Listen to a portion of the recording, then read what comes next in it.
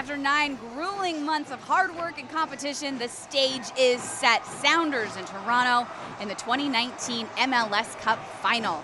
Welcome into CenturyLink Field. I am Michelle Ludtka alongside Aaron Levine and former Sounders James Riley and Brad Evans. What an amazing day it is today. And you guys, as former players, you know what this means for the organization. Can you put into words what it is to see this cup back in Seattle and the Sounders playing in it?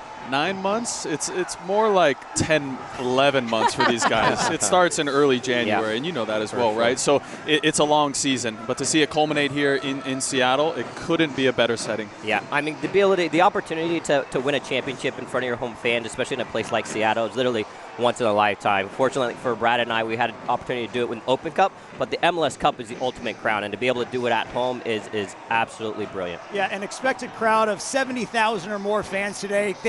It could be the highest attended soccer match in Washington State history. I love having you here, James, because 10 years ago you joined me in a post-MLS Cup show, and it feels like it's sort of come full circle. Right. Can you speak to how big soccer has gotten from the inception of this franchise back in 2008, 2009 till now? Right. I remember when Brad and I were both selected in that expansion draft, and you wanted to go because Seattle had such an exciting feel. They had 25,000 season tickets sold, and then to come in here, and the club was top-notch from the get-go. I mean, from the absolute get-go. And so to see that culture develop and culminate here with an opportunity to win MLS Cup is absolutely wonderful. And Brad, you had a chance to go down inside Occidental Square, Pioneer Square area where they're starting the march to the match. What was that like down there? Absolute madness. As a player, we don't get to do it, right? We're always in the locker room prepping. So that was actually my first time at the March to the Match, and to do it today was like insane. Macklemore, I had fans from all over the world coming. Said, hey, how's it going? How's it going? Good to see you. So it was just phenomenal, phenomenal to see. Awesome. As now an ambassador for the club, when you see people from all over the world, what does that feel like, knowing that the club is bigger than just the Emerald City?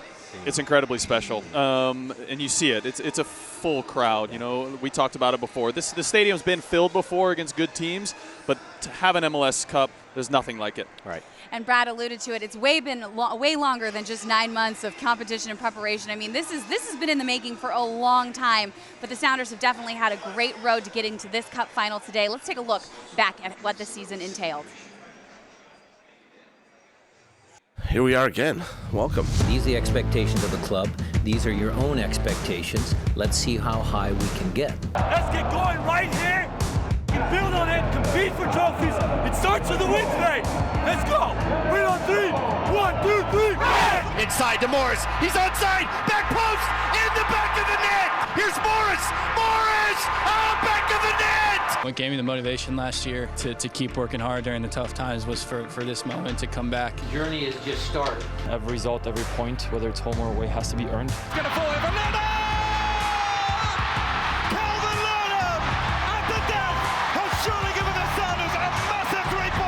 Use this win as a stepping stone to another good second half of the season.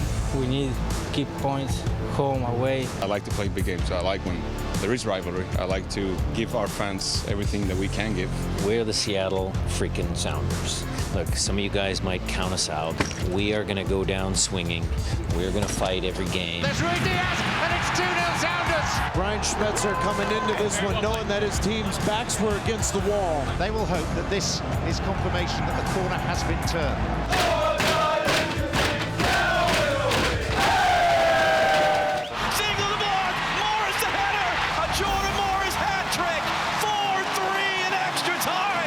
Next one, baby. Next week. This is a really good win, and everybody should be happy because you dug deep. When you make everybody train hard, that's when we can come up with victories like this. 1 game away from potentially playing for a trophy. See it, so you ball. Here's a goal. It's Gustav Svensson. Waiting for the trailers. And the Seattle Sounders are off to the Western Conference Finals. You're better than that guy that you're playing against on that given night. That's why you guys have a chance to win a championship.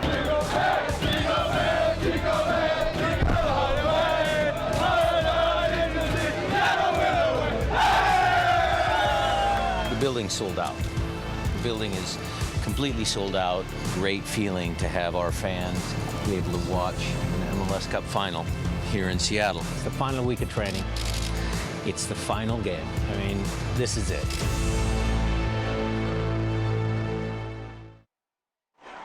This is it.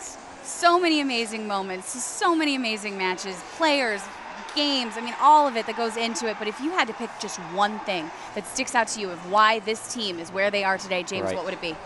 Great question. For me, it's the fact that this group is a group of pure winners, right? You talk about the character and personality of a team and what that takes and how that can catapult you to be successful over a long run, but also it's just a group of winners that know how to win and get it done in big games. So for me, it's been the total body of work over the course of the year and years prior of getting this group together and getting them battle-tested to have this opportunity here. Nico. Yeah.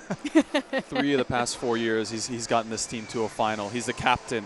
7 goals, 12 assists this year, plus a few in the postseason. It doesn't get any better than that. And when you look to have an inspirational player as a field player, there could be nothing better. Assists, goals, as a captain, nothing better than that. Yeah, no one in the league has more assists than Nico Lodeiro since he joined the league midway through that 2016 season. He already is the team's all-time leader in assists with 48. Now he is their captain, as you alluded to, Brad. And earlier this week, his teammates were asked about the leadership Nico Lodeiro brings to the table. He tries, because obviously English isn't his first language, but he does a good job, gets his point across, and it's very, very motivating for the players, and that's what we need going into these big games. I know that he will run until he dies on the field, and that motivates me to do the same, to help him. And I think he knows that we are running behind him. We are trying to keep up with him. So I think it's good to have him in front of us running and never giving up and always giving in his 110%, and we do the same. Gustav Svensson also joking that he's the shortest team captain he's ever had that he's played with before. Brad, you were a captain here too, so what are the leadership qualities that Nico Lodeiro brings to the table? Everyone captain's a little bit different. Some guys are an arm around the shoulder. Some guys are more off the field. But for me, it was always about Nico's ability to bring everyone together on the field. He was so focused in training. He's by far the hardest worker on the team. Those are the things that stick out. And when you have a guy like that, the guys will follow you to the end of the earth, really. And on top of that, I mean, I think Gustav Svensson summed it up so perfectly. He will run until he dies. As a former player, when you see one of your teammates doing that, what does that do to you? For me, I think it's just infectious, without a doubt. His work rate as a producer, right? He's a goal creator. He makes everyone around him better. And so those are the qualities that you want to follow in a leader. He walks the walk, talks the talk. He produces on the field day in and day out, and it's been consistent. That consistency over the 3-4 years has been phenomenal. To have a captain that scores goals and has assists is what the Sounders have been waiting for a long time. Couple that with being a great leader, it can't get any better than that. It's money well spent. Well, another guy who has been absolutely critical since he took over as head coach. How about that? Brian Schmetzer, 3 championship matches in just 3.5 seasons as the Sounders head coach. Michelle had a chance to sit down with him in an exclusive interview earlier this week. We're going to have that for you coming up next as we count down to the 2019 MLS Cup, live from CenturyLink Field here on Sounders FC Matchday.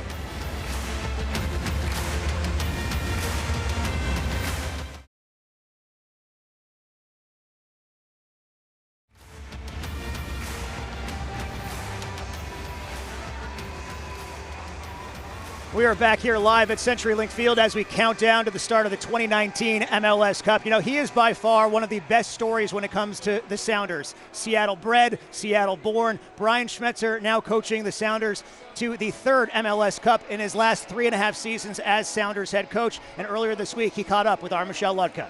Coach, you're one match away, 90 minutes away from reaching the ultimate goal of every season. What does that feel like? Pretty special, you know, and it could be 120. I mean, you never know. Could be 120. I mean, we'd like to. I would like to anyway. Keep it to 90. But it's super special, Michelle, because, you know, I don't know if anybody really, truly, I mean, look, we all had dreams and hopes and, you know, yeah, it'd be so great to have a MLS Cup here in Seattle. But now that it's here, it's kind of, it's a big deal. I mean, it's in some ways it's a little overwhelming. You know, you got to get your arms around different things, and you know, we were on the road in 2016, 2017, so it's a really big deal. The tickets for the MLS Cup here in Seattle sold out almost instantly.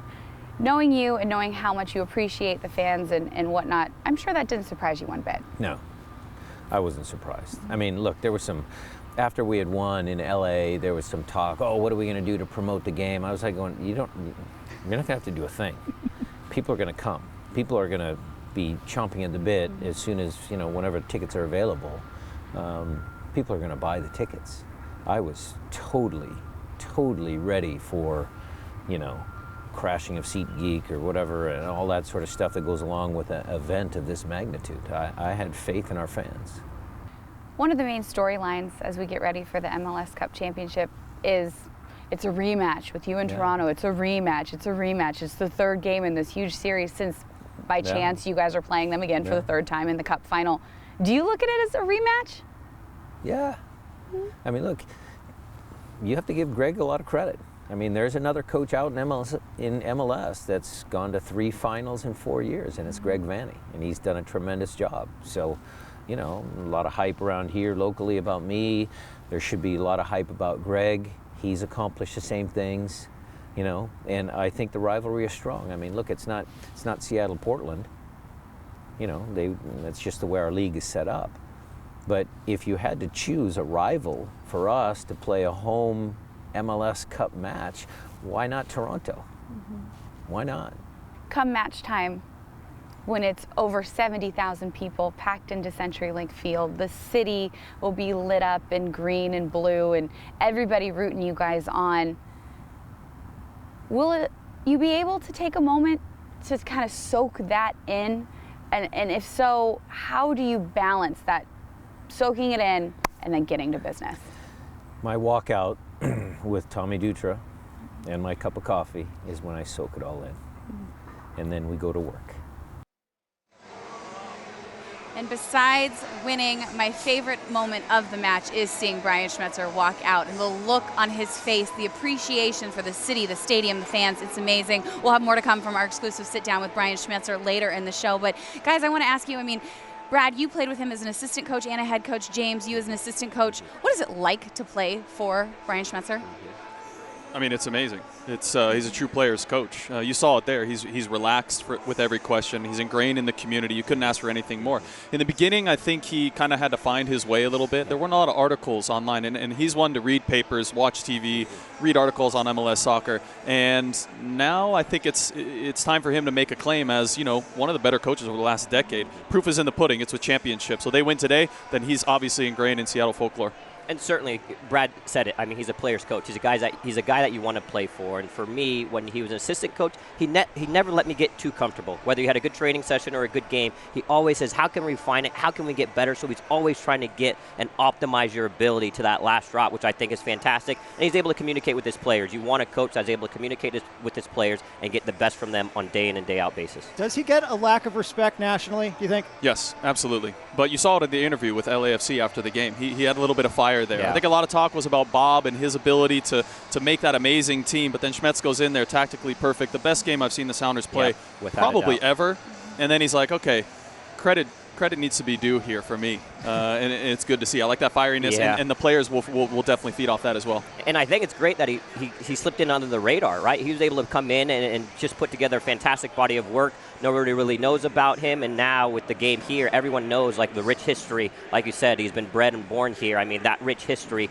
Those are those little edges that you need to get, become successful and win a big game like today. Really a remarkable story from Nathan Hale High School, now the head coach of the Sounders FC franchise here in the city of Seattle. Jordan Morris was asked earlier this week how Schmetzer has changed since he took over as head coach back in 2016.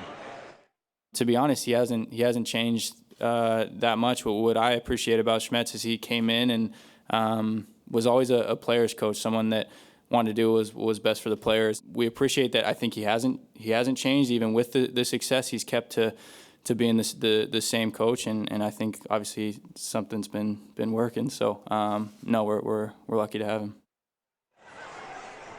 One of the most impressive things about Brian Schmetzer is his ability. It almost seems to get every player to buy in, not only to him as a coach, the system, but also the city. If you look at the makeup of a team, there's only a few guys that maybe have an actual history. They went to college around here or they were born around here, like Jordan Morris. What is it about him that year after year when new players come in, he gets them to buy in? It's a credit all the way from the top to the bottom. It's a lot of scouting, doing your due diligence, but it's, you know, getting guys that are ingrained in this community too. I mean, with Jordan, it's been the Cinderella story, right? He has a phenomenal wins a championship in his first year. Doesn't really get better than that. That might not happen in your whole entire career, right? Yeah. And so it comes quick, it comes fast, and then he tears an ACL and he goes down. But the perseverance, it's a mental battle more than anything at that point. But to have that, get the guys together, it's a credit to him. Without a doubt. I mean, I just think fantastic player. He has an opportunity to represent, right, his city, right, but also has a coach that believes in him. And that's where, as a player, you want that. You want a coach that just believes in your ability, right? Whether you have an injury that's short-term or long-term, you have a coach in Brian Spencer that believes in each player that he brings onto the roster. Whether you contribute a lot or a little bit, he has that faith in you. And he always used to tell players that weren't getting time to be ready for your opportunity, because you never know when it's going to come. And it seems unanimous across the board that all the players want to play their hearts out for this man, this club, and this city. And we're going to be talking a lot more in depth about which players to watch for today and who could be those big key factors when we come back after the break. I mean, we're talking Raul, Ladero, Morris, all the guys who just now took the field here at CenturyLink Field. We'll be back live after this when Sounders FC Matchday returns.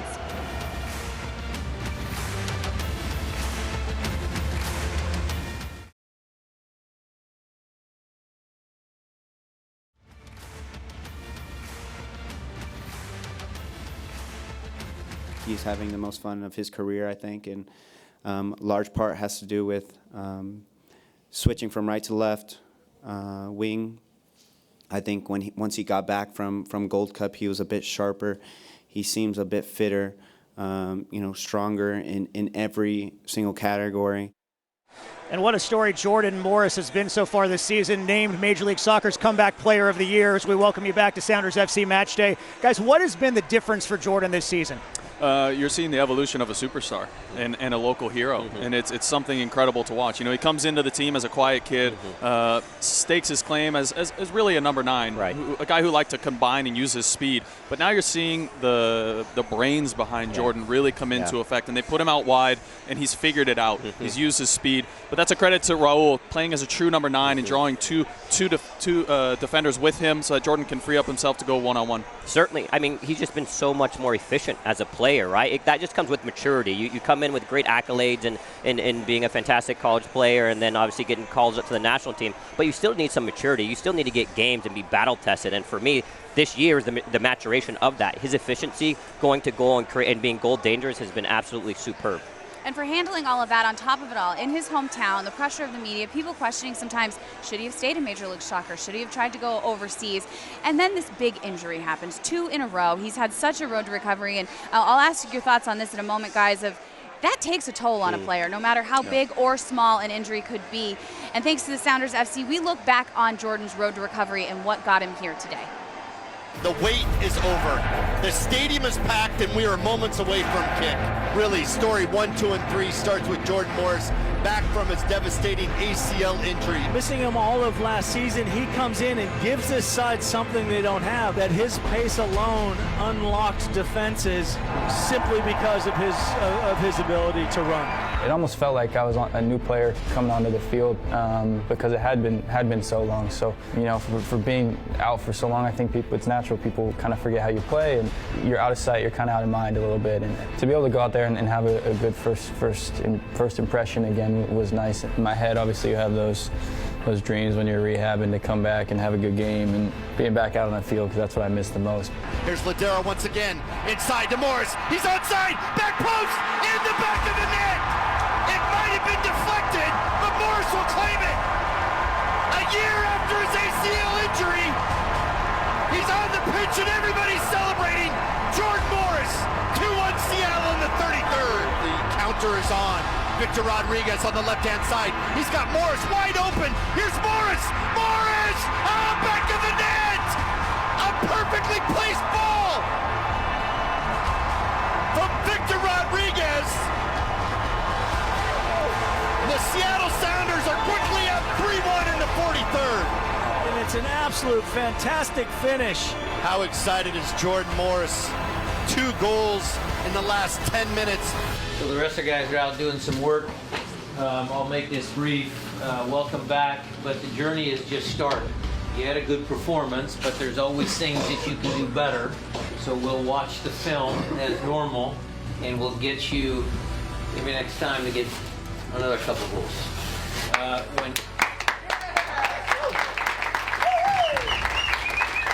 It was kind of thinking back to all the hard work that I'd put in to get to where I was, and it was a year, it was a grind, and over a year, and there were days where I wanted to. It was frustrating, but what got me through those days was thinking about that first game and thinking about that moment that I had on the field there. And for me, I want to win everything. I want to be a team that competes for the Supporters Shield this year, Open Cup, and then obviously the MLS Cup. To have a couple goals in the first game of the season will give you the confidence to kind of move forward. So for me, I think those are kind of bigger than just that one game. It'll help me move and push forward and keep getting better.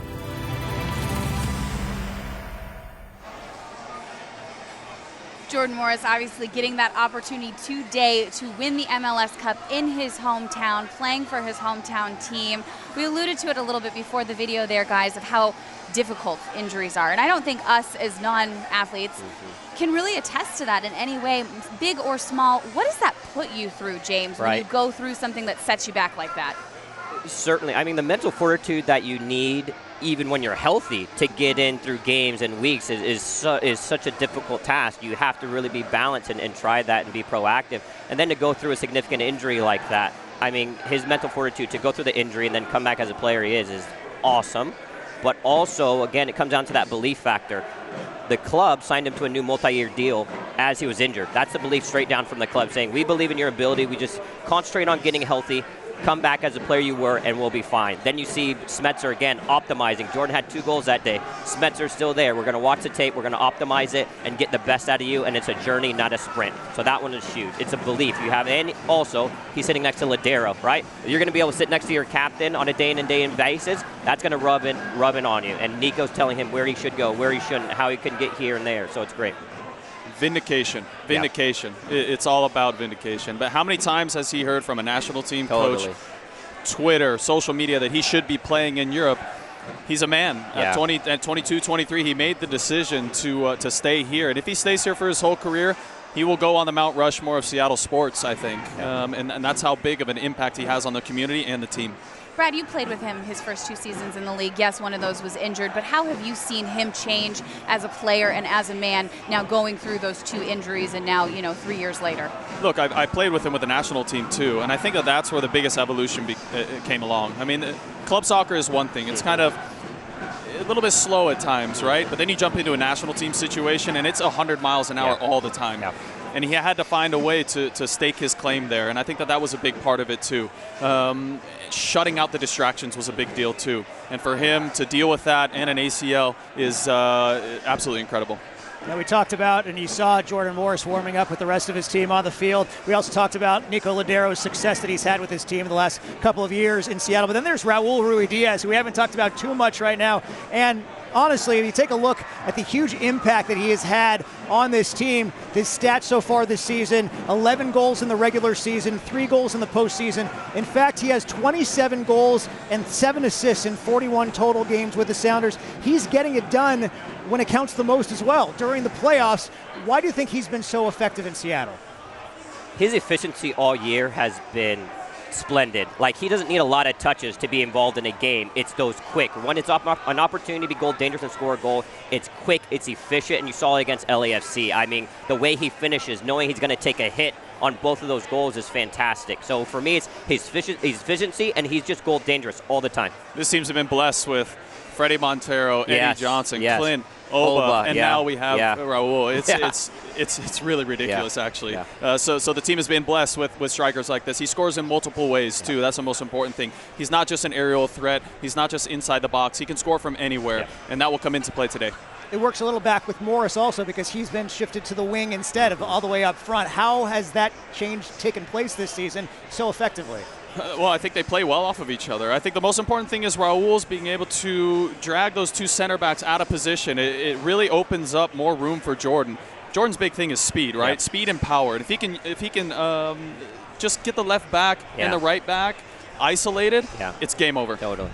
Earlier this week, Brian Schmetzer was actually congratulating Jordan kind of a little bit. I shouldn't say congratulating, but recognizing Jordan and his ability to move and so much movement. And he says by his ability to run up and down the field, that's actually what's creating all the space for players like Christian, Gustav. What have you guys seen on the other side, aside from the attack, that Jordan now in that role is doing for the midfield and defense? Again, the maturation of the player. I mean, now he knows what his role is on that left side of the field, and it's not only to be an attacking threat, but also to do the work in transition and defensively. It's just part of the culture of the Sounders, right? You have to be able to work on both sides of the ball, right? There's opportunities to cheat a little bit at times, but at the end of the day, if it's time to defend, you defend, and if it's time to go forward, and, you know, the Svensson and Roldan will cover for you if you need, but you have to be able to be a two-way player. I think that Schmetz is realistic, too. I think that he has told Jordan, give me 75 minutes of all out, 110%, and I'll take you off. Yeah. I don't need you to play 90 minutes. I just need you to score 2 goals in 75, and the rest of the team will do the rest, right? So it's kind of like when I played with DeAndre, but opposite, right? I had to sit back while DeAndre kind of overlapped. Now it's Jordan can get forward, and like you said, the rest of the team then tucks in and covers him. But if he can do work defensively, there's no left back or right back that can keep up with him. So whether he switches sides during the game, it's just so dangerous. Really an interesting note to me, Raul Ruidiaz has never faced Toronto FC because he was injured for the match here at CenturyLink Field back in March. This will be the first time that Raul Ruidiaz plays against Toronto FC. Should be an impactful player later today as we count down to kickoff, so to speak, in the MLS Cup 2019. Up next, is this series officially becoming a rivalry between Seattle and Toronto? We're going to ask the players and take a look back at those 2 championship matches in 2016 and 2017. It's all coming up as we count down to MLS Cup here in Seattle on Show TV.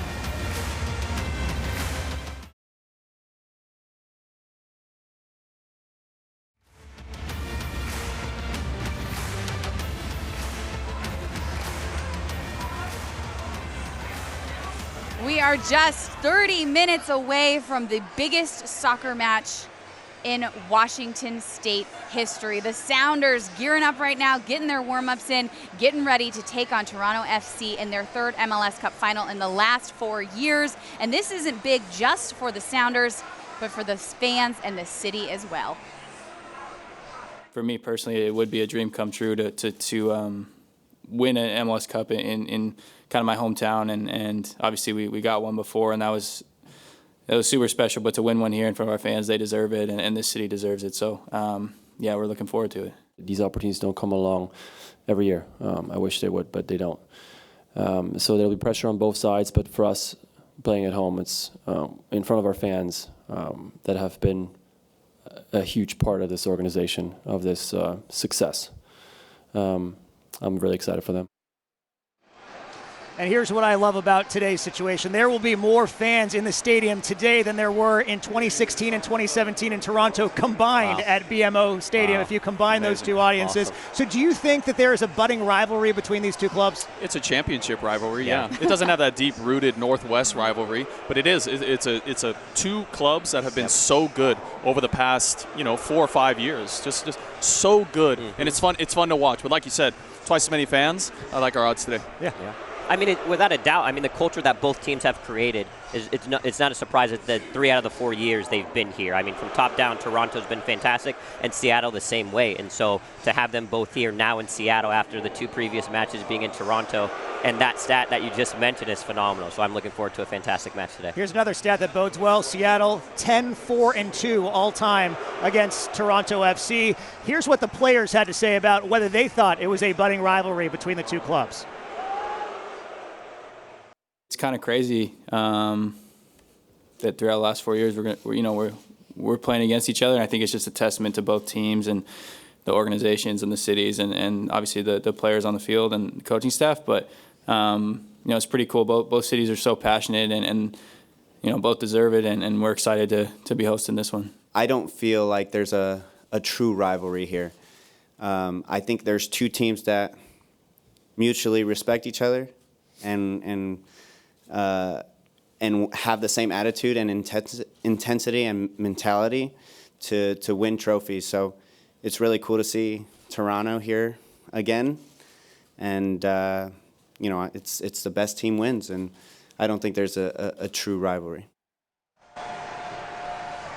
And when we look back on those two previous matches, the one in 2016 and the one in 2017, and we look at the makeup of what those teams were versus what they are now. In 2016, only 6 players remain on the squad this year from that winning team. In 2017, 14. So there's quite a bit of a carryover there. As one of the former players who played in those 2 matches, Brad, does that linger years later?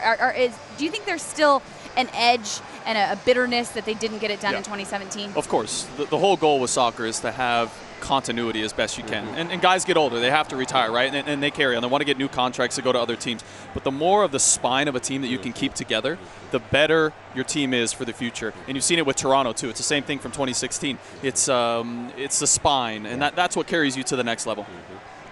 Without a doubt. I mean, I echo that. I mean, it's not only the spine of the team, but then it's also the pieces that you bring in off of that. And without a doubt, that coaching staff for both teams has been pretty solidified, right? Robin Fraser exits from Toronto FC, but Schmetzer has had a pretty consistent coaching staff from that 2016, 2017, and until now. So those also make a difference. The secondary coaching staffs from both organizations has also been stable and fantastic contributors to this great run.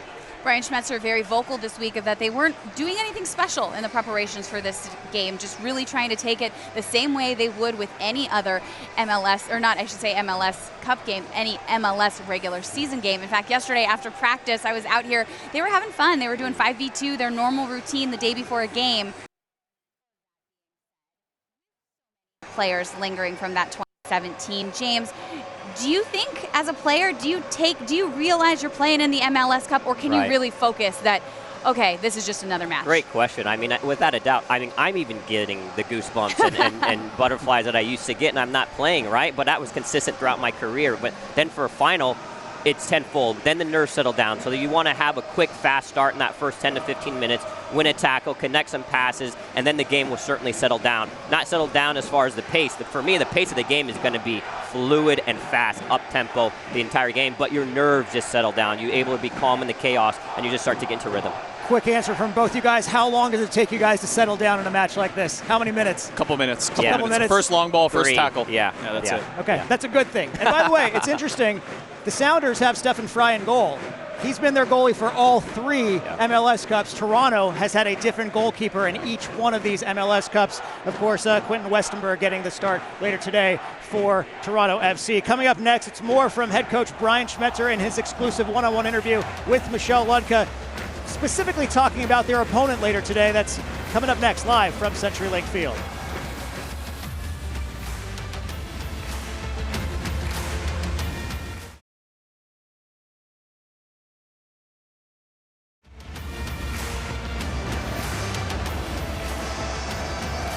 Here's Rui Diaz. He has a chance. He scored! And he swept Seattle to within touching distance of an appearance yet again at MLS Cup.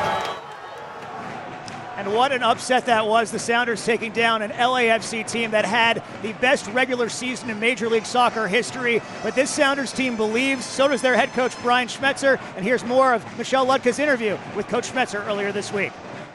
There's no questioning that you believe in this organization and this group of players and what they're capable of. And after the win in LAFC, when kind of the national media kind of pegged you as the underdog, did that do anything to this group of adding kind of an extra chip on their shoulder of, hey, let's show everybody actually what we can do? Yeah, I think the narrative was there already within the players as far as LAFC versus Sounders, Seattle Sounders.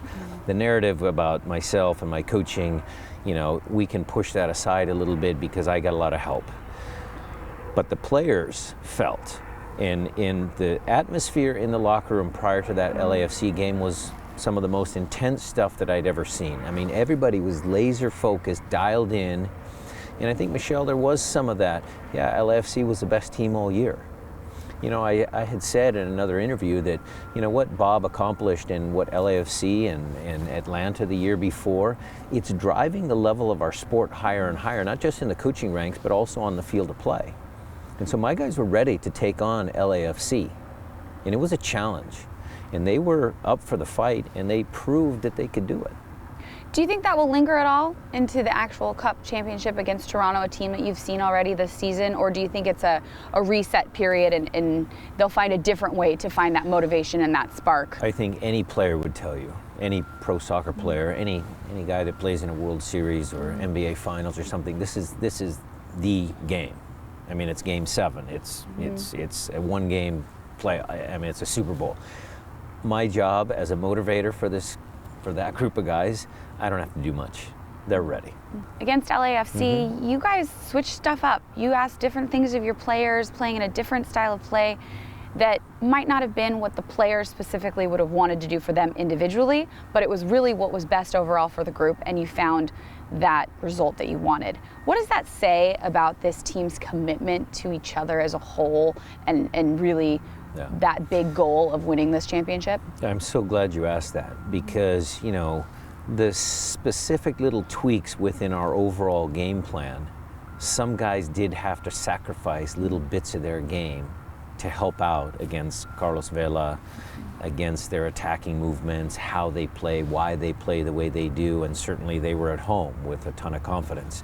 So it was really great to see Raul, to see Jordan, Nico always, but everybody just sacrificing and knowing, okay, on this area of the field, this is where I need to be. Because maybe in a different game I might be over here, but this game I have to be here. And they did it, they executed the game plan to a T, and it ended up causing us to win the game.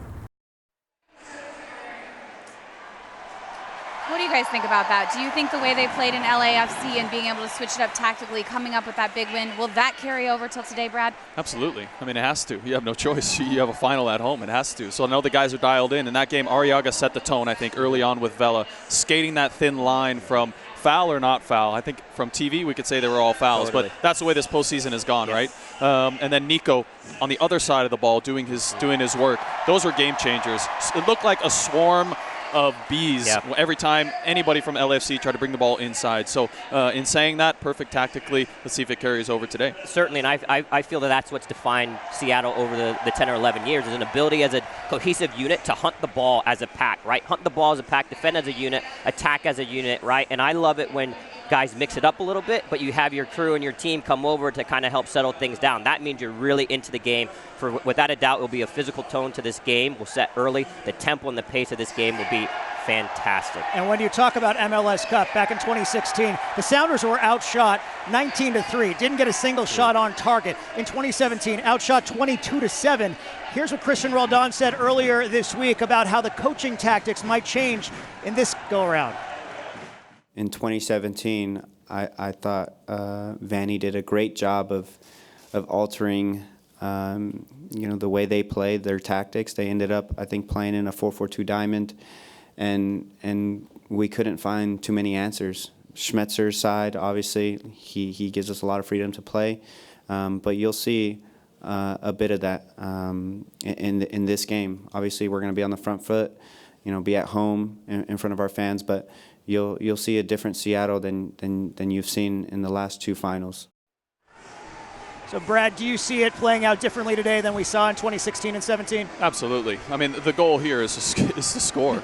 I think right from the beginning of this game, it has to be, let's shoot from distance. Let's test Quinton. Like you said, third goalkeeper in the last three finals for them. I think that's important. Test this guy in a crowd like this. I don't think he's ever seen anything like this before. And that can be daunting for a goalkeeper. So early on, testing the keeper, get some shots, get in a good rhythm. Right, and I think both teams have showed a propensity to get a result when it doesn't need to look pretty, right? So today the Sounders need to be result-oriented. How do we go about getting the result, optimizing it, and putting ourselves in the best position to win this game? Whether it's pretty or ugly, whether it's 3 goals, 1 goal, whatever it is, that's what the focus is going to be. And TFC will win ugly. They don't care. Yep. It's like 2016. You'll take 0 shots on goal and win an MLS Cup. It really doesn't matter how you win it. You just do it. Yep. And today, let's hope the only team that is winning anything is the Sounders. Right. We want all the goals, all the wins, everything, nothing for Toronto FC. But guys, as we've talked about a ton of different players throughout this whole pregame show, and as we're getting closer and closer to kickoff, I want to know who are your specific players to watch for that you think that will be key to either Toronto or Seattle's success tonight? Let's start with Toronto. James, let's start with you. For sure. For me, Toronto, it's Bradley. I mean, it's a contract year, right? They call this the $6.5 million game, which is fantastic. But he's been an absolute menace for this team. Like, he's been come in and helped change this culture. So his sole job will 100% be to shut down Nico Ladero. He is going to be sitting as at number 6, and his engine will be optimized for the full game, and that will be his sole focus. Pozuelo. Number 10. It's a battle of the number 10s, I think, today. And those are your money makers right there. And if they can provide assists, goals, whatever it may be, those are the players. And Pozuelo has changed his team. And today, Josie's going to be on the bench. So Pozuelo's got to play that faint number 9, and he'll still get the job done because Torres steps in after a couple games out, and Kim Ki-hee's got to be careful. They don't get too stretched out in this game. We're running out of time here, but quickly, who do you think for the Sounders? Rui Diaz, he's stone cold. He's the efficiency in front of net. Big-time player, show well in big-time games. This is his opportunity on the stage. For me, that would be a key player to watch for the Sounders. Nico. That's my guy. That's my guy today. Battle of the number 10s, like I said. Assists, goals all throughout the year, in postseason, whatever it may be. He's got to have a good game today. And then the X factor for me, the fans. You're at home, 69,000 plus. That will definitely give you the energy that you need to continue to fight and push in this game. I'm going to say mine's Jordan Morris because he's the hometown guy, and the Sounders are also 8-1-2 in the last 11 regular season matches that Morris has had at least a goal or an assist. We're going to have our final thoughts coming up here live from CenturyLink Field as we count down to the start of MLS Cup 2019 live here in Seattle.